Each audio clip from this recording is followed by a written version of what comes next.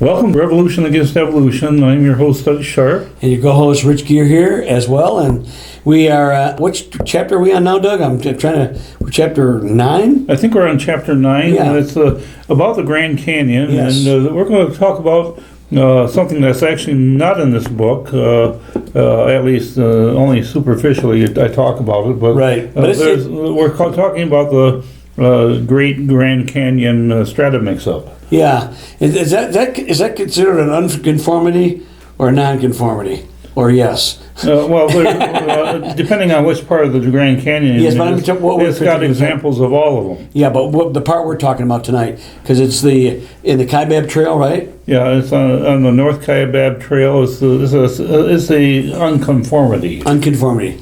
Yeah. And there's actually at the bottom of the canyon you can see another unconformity where the Precambrian it angles up a number of layers are angled yes, up, right. and then it's completely sheared off at the bottom. Yeah, and then the other layers are laid up on top of it. So, Doug, before we get going, for those who have never seen it or whatever, what is an unconformity? It's where there's a missing strata. Okay, it's a missing strata as opposed to upside down strata, or is that considered? What's upside down strata? What would that be? That'd be an overthrust. An overthrust. Okay, so we're going to get you a little bit of terms here. These are geologic things, so because some of you are familiar with this, but many may not be, and so I just want to kind of get that out there. So we have missing strata in this particular area. You said the Redstone Wall. What is it? Where is it at? Okay, I did want to introduce my book. Don't let your geology mess up. I'm sorry, I got ahead of ourselves. I got kind of excited about this, Yeah, well, this is an old problem that this particular article was published in 1986. So it's almost 40 years ago they published this. Oh my gosh, yeah, it's 38 years. Wow. And that was about the same time That is so wrong, Doug. That is so wrong. The 1986 is almost 40 years ago. Yeah. We were getting along in the tooth, buddy. And it was about that time when I published my book, my first version of my book, Revolution Against Evolution. That's right. You've had how many printings of that? I know, including your... This is the fifth version that's out now. Yeah. And so now... But I mentioned this particular article in that book, and it actually stirred up a little fuss. And what this was all about, this article is called Mississippian and Cambrian Strata Interbedding, 200 million years hiatus in question. Okay, so we go to Mississippian. Now, Cambrian is like, according to uniformitarian or long-age geologists, the second oldest strata, right? Right. It's Precambrian means before Cambrian, okay? According to uninformitarian. Uninformitarianism. Yeah. Anyway, and that thing, again, will define that uniformitarianism means they interpret everything, the idea that present geologic processes are the key to everything that happened in the past. So they don't really acknowledge a worldwide flood. The creation is not really germane in that sense. These are things that just happen.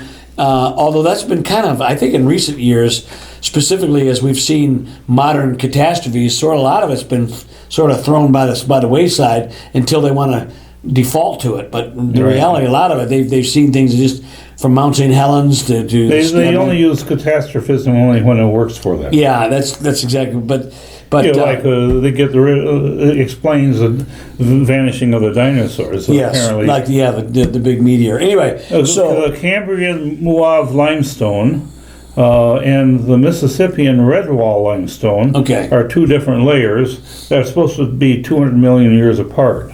200 million years, and what layers or what ages, or are they epochs, eons, or ages? What are they called?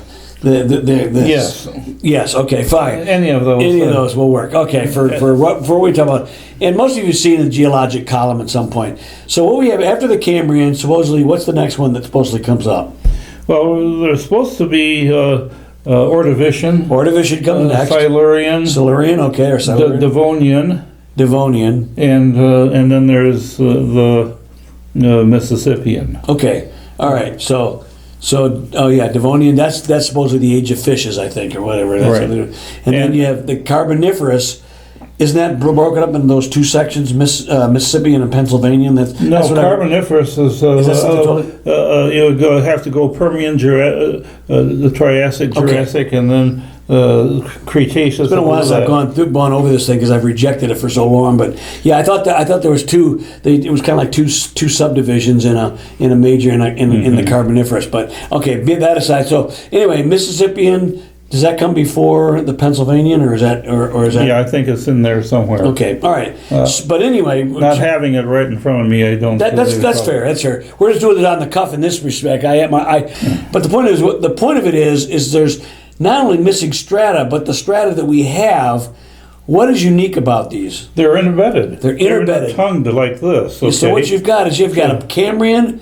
And then you'll have a Mississippian. Then Cambrian again, and a Mississippian. Cambrian again, Mississippian. Okay.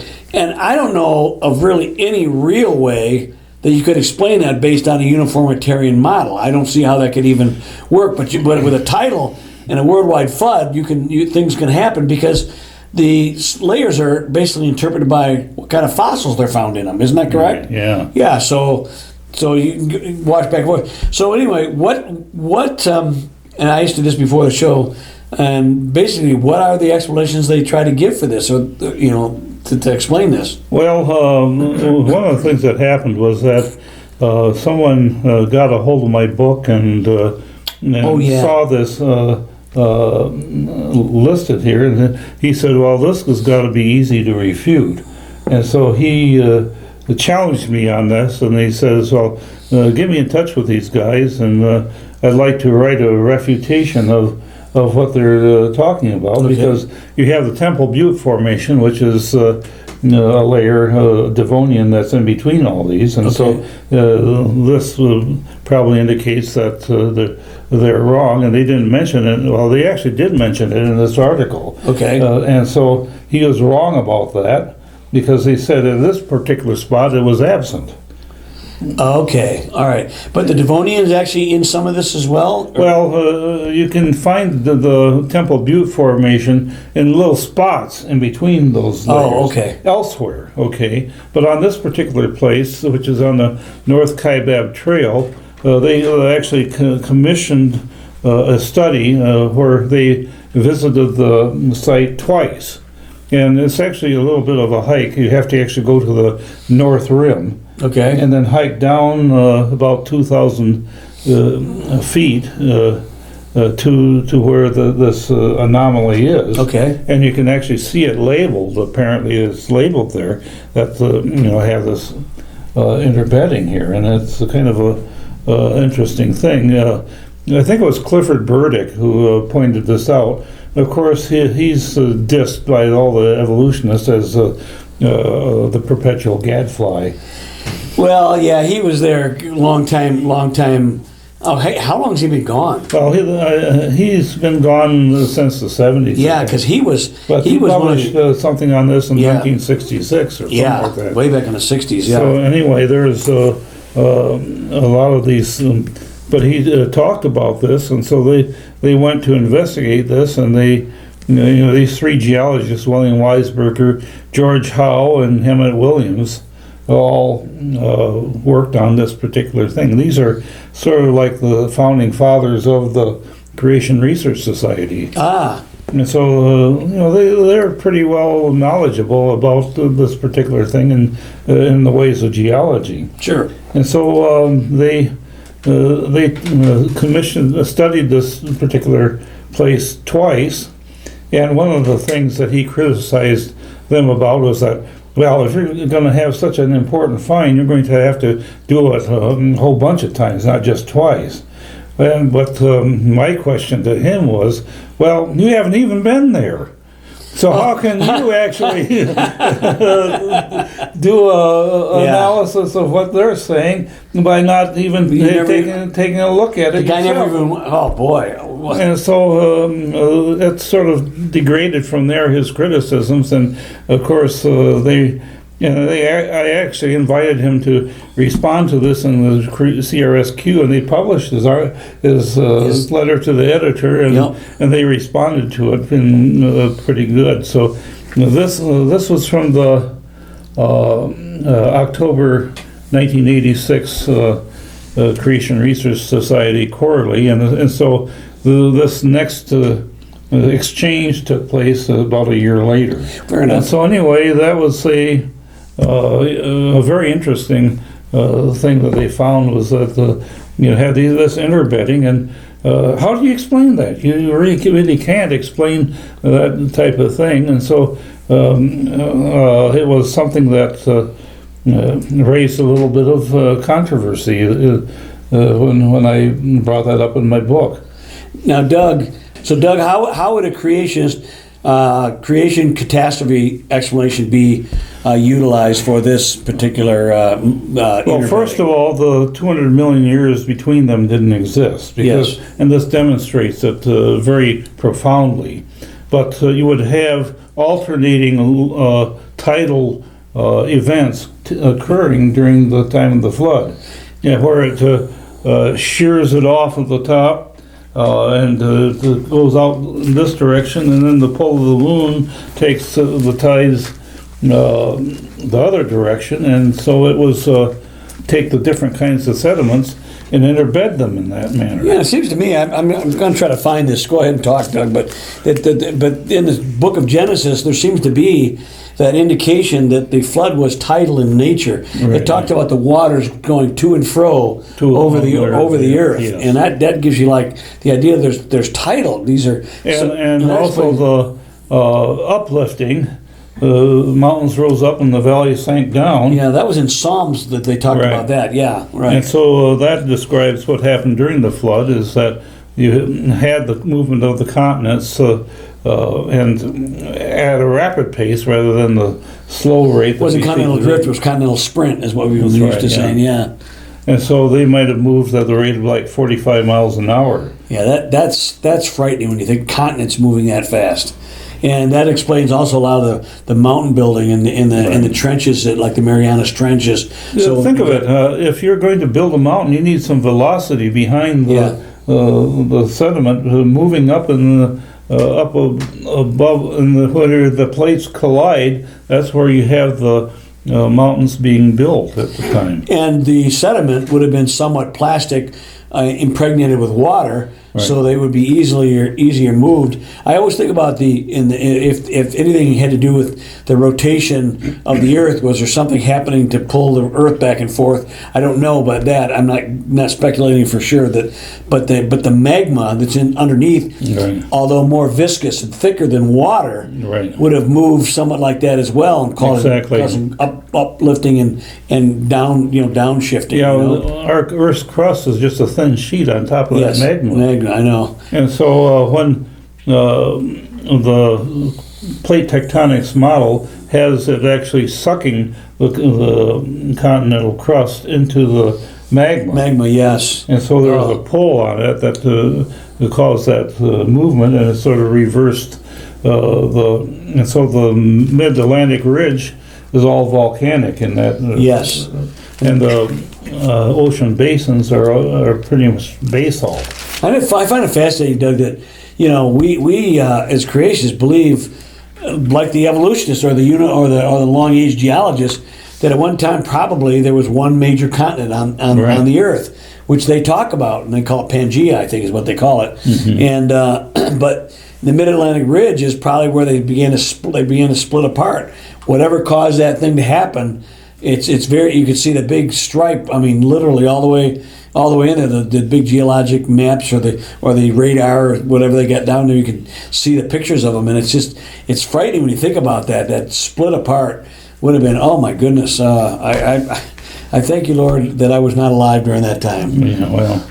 But if you were alive during that time, you would have been on the boat, and you would have thanked the Lord that you were alive. Yeah, I suppose. But I think about the things that Noah and his family had to face. They were the only people left on the earth. Yeah. 8 people, and they had to restart the entire population. I mean, yeah, you say, well, Adam and Eve there was only 2, but they didn't know any better, But this time you had a whole bunch of people already destroyed, and families and connections all gone, and all the relatives you would have known are gone, and you got to start all over from a denuded planet, mm-hmm, where stuff's starting to grow back. But it's what a Herculean task. It's not like building the ark, but also basically, starting over from scratch virtually. You're right. That really is an amazing thing after seeing such destructive forces in the earth. So now there is something that is very interesting about the sequence that we find in the Grand Canyon. Is that if you go west a little further and to just east of Las Vegas, Nevada, there's a mountain there called Frenchman Mountain. And it's basically the whole geologic column in the Grand Canyon tilted on its side. Is that right? Well, I didn't know that. You can see the tip of the mountain is Precambrian. Okay, and this is located where? This is just west of Las Vegas. Las Vegas. Okay, all right. Between the Valley of Fire and Red Rock Canyon. Yeah. About a little bit east, and so, but you have that whole geologic sequence. Is starting from, but they're all vertical strata. Tilted in the order of the geologic column, and so they have the Vishnu schist there sticking up as part of the peak of the mountain. Oh, is that right? So the strata, instead of being like this, is like this? Yes. Whoa, okay. And what's interesting also is if you go to the bottom of the Grand Canyon, you can, and they show in the geologic column where they're tilted on the side. Well, you can actually see where it's vertical. My daughter went on a hike down to the bottom of the canyon, and she got some pictures of that. And who, Linda? Linda did, and so she... it showed that there was a lot of tectonic activity that took place during the flood and maybe even a little bit before the flood took place. Oh yeah, that makes sense. But that's all volcanic, igneous type of rock down there, and so trying to explain all that from a uniformitarian geological point of view.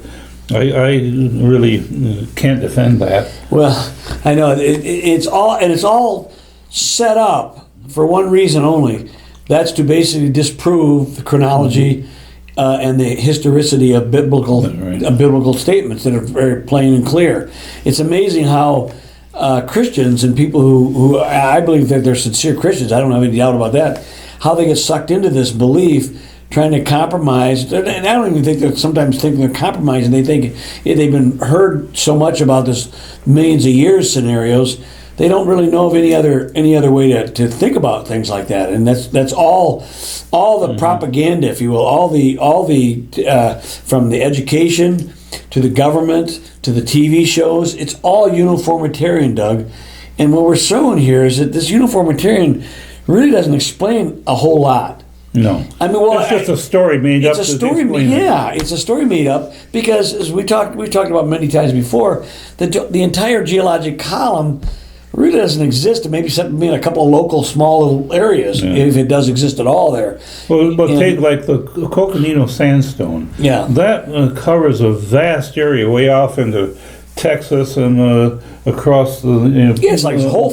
Layer is all across the United States, and it's flat on the bottom and it's flat on the top, as if it was just runoff from the flood. Right. Oh yeah. And took it all with it, and so all these layers were laid down during the flood. They were plastic and sort of hardening at the time, but because as the water was being squished out, it would have hardened a little bit, but it was still somewhat. That's why you get things we showed last week, I think, Doug, and we've showed in several shows, the warping of strata with with really not much breakage. I mean, if rocks are like laid down in 50,000 years or 100 million years or whatever long age. I got some examples of that. If they bend, they're going to crack and crumble and cause all kinds of. We don't see that in a lot of these places. It's very little. Next time we're going to talk about Sedona, and there's a lot of that. That sounds. That'll be good. Yeah, Sedona. Some of Guy Forsyth's photos are pretty interesting. Pretty phenomenal. Yeah. But all this evidence that we have as creationists, is really borrowed from the evolutionists' observations. Yeah, I mean, they're telling us what it is. They're trying to come up with these just so stories. They talk about us coming up with God of the gaps and all this kind of story. I said, these people is the geology of the gaps, because we're talking about a gap. Evolution of the gaps. No, the evolution of the gaps, because you got Cambrian and then Mississippian. But that isn't that's bad enough if they were upside down. But then you got Cambrian on top and then Mississippian. It's like this, like tongue and groove. That makes no sense from a uniformitarian thing. And the thing is, Doug and I have done this show for a long time, and we do it not because we're trying to prove creation. We don't think we can ever. If you got a heart that doesn't want to listen, that's fine. We're just trying to remove evidences, or we're trying to remove obstacles to faith, because it's not that difficult to believe the biblical statements. They're straightforward and they're easily understood, but there is a lot of evidential stuff out there that could show that this scenario is real, and you don't have to be apologetic or feel intimidated by supposed brilliant evolutionists and uniformitarian geologists, because they really don't know a lot of stuff either. They make up stories that sound like they know what they're talking about, but oftentimes, Doug, I find and we find this out in a lot of chemistry and biological stuff. They put names on things, but it doesn't really explain anything. Yeah, that's the reason for all these long names for these different. Strata is, and they'll also use local names like the Moenkopi Formation or the Kayenta or the. Oh yeah, and you're good at remembering all this stuff. I can't remember all these names. And they're because they were localized in certain areas, like on the Navajo Indian Reservation. Oh yeah. And so the Tuba City tracks are in the Kayenta. Okay. Oh, is that right? Okay. And nearby is another little city called Moenkopi. What's it called? What? Moenkopi. Moenkopi, okay. And so, and there's where the dinosaur tracks are and human tracks are in Tuba City. Tuba City, yeah. There's a little Native American town called Moanavi. Is that where we went there? Was that yeah. Yeah. It's pretty cool, because the Native American guides, they'll come out we'll there. We'll talk more about that in another show. Another show, yeah. It's pretty fascinating. It's a lot of fun to talk about this stuff, because the geology doesn't have to mess up your theology. It's something that really gives you a possibility of figuring that out. Now I have another article here, which is about, and it's not that one. Not that one? Okay. No, it's here that shows back in 1966, Burdick also found something that was interesting, and that was Hakatai Shale, which is one of the Precambrian rocks. He found pollen in it. And in Precambrian rock? Yeah, in Precambrian. Because that's supposedly where nothing is at. And so pollen in that really tells us that, there it is, that you have plants, some substantial plants that produce pollen that's fairly complicated. It's not simple. Right. And that's what you have with evolution, is that you have to start out with complicated cells. And you have to have bacteria, and you also have to have plant cells.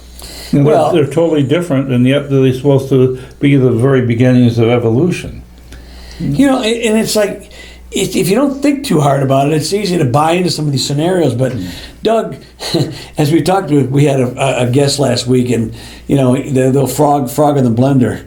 That was not real, but it looked real. But the point of it is, you can have all the right ingredients for life, and no matter how much energy you put, it's not going to be alive. Mm-hmm. There's something unique about life that only God could have done, and no properties that are just inherent in non-living matter could create something that's living. It just doesn't happen. You always have to go back to spontaneous generation. By the time we get to these layers and all this other stuff, these are like window dressing. But the whole idea to get life from non-life is an impossibility without an outside agency who is already alive. I know it sounds a God who lived forever and ever, who never had any beginning, no ending. It's beyond our scope and our ability to really grasp it. But nothing else makes any sense of why we are even here, why even this stuff exists. But within that framework, then we talk about the geology and the flood and all these type of things. They make a lot more sense because we have the overarching principle. Life always comes from life. Well, he and Julie really had raised a lot of hackles with his. Oh, they thought it because it looked so real, man. Yeah, what he did was he had the frog. He put it in the blender, and then turn the switch, puree switch or whatever. Puree switch, but he had taken the frog out and he put some tomatoes and celery and. It looked but it was like the cut was so good. It's like, oh my gosh, you just did that. It looked like you really did that. Ian, if you're listening, you are awesome. Yeah, you're a nut. We appreciate you. So great. But we had a lot of fun last week, but. Ian's out in Texas right now. Yes. He's exploring the dinosaur tracks and the human tracks. Oh, is he? In Plexi? Yeah, he's interviewing Carl Baugh right now. Controversial tracks, which people have tried to trash for years, but. And I love the people who are not afraid to actually stand up for what God's creation is all about, and to raise some questions that challenge the thought of the day, Right, and we don't proclaim or profess to know every answer. We're just saying the reality is neither of these vaunted scientific atheists know the answers either. In fact, they have fewer answers than we do that are really truly explanatory within the confines of what real science is. This is the thing I get. You can't. All this other stuff. But science is self-correcting, Yeah, in other words, they acknowledge they make mistakes, okay? Mm-hmm. And basically the biblical text says, no, we didn't make a mistake, we got it right the first time. If you get it right, you don't have to apologize for and you don't have to correct it. And that's what we believe, and it sounds arrogant, I know, but that's we're trying to show you some of these things, these examples over the years, many years we've done the show, that shows you that the evidence for the chronology, the genealogy, the historicity, and the scientific veracity of Scripture, when it touches upon those things, is accurate and truthful and like real. Luther Townsend said in his book, The Bible in the 19th Century, he said, the Bible does not have to apologize for not compromising with error. I like that. That's good. And you have to take a look at the Bible and ask you, is this really the authority of God's Word? And it stands up to the science today, the real science, and not the evolutionary just so stories that we're being fed. Amen. Well, we'll see you next time on Revolution Against Evolution. I hope you enjoyed our show.